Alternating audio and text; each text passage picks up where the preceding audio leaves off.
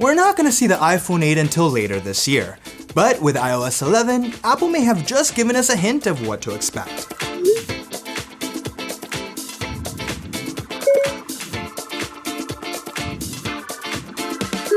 The only thing we know for sure about the iPhone 8 is that it was created specifically to run the new iOS 11. So what does this latest release reveal about the future iPhone? For starters, Apple has finally revealed its vision for augmented reality. iOS 11 introduces ARKit, a new platform that gives developers access to the iPhone's camera and brain power to identify surfaces and integrate 3D objects on the spot. When it comes to performing image recognition for AR, Apple said that the iPhone 7 is 6 times faster than the Google Pixel and the Samsung Galaxy S8. And those phones already have unveiled their AR features, with Google Lens and Bixby Vision.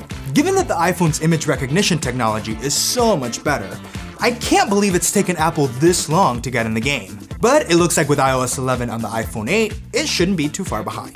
iOS 11 also made the iPad Pro more like a Mac, with a dock and a Files app. So will the iPhone 8 be more like an iPad? I sure hope so, especially considering the iPhone 8's rumored edge-to-edge display.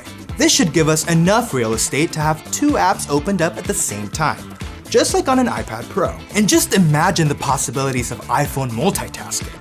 You can open links sent to you in messages without leaving the conversation, watch a YouTube video while writing an email, or check the traffic in Maps while simultaneously seeing where your Lyft driver's at. iOS 11 also introduces drag and drop between apps, so I don't see why this feature couldn't be brought to more iOS devices. The last thing that iOS 11 revealed about the iPhone 8 is that we're still going to need Touch ID.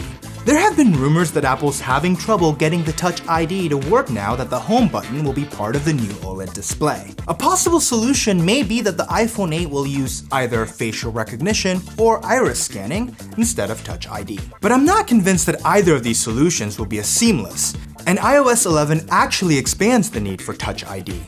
Apple Pay can now be used to send money to your friends via iMessage, and the only way to confirm a transaction is, that's right, using your fingerprint. So one way or another, the iPhone can't get rid of Touch ID just yet. Let's just hope that Apple figures out a way to keep it in the front of the phone instead of on the back. These are just the first features in iOS 11 that seem to be geared towards the iPhone 8, but the update is still in beta, so I'm sure there'll be more hints about what's to come, or at least a few more rumors to keep us occupied.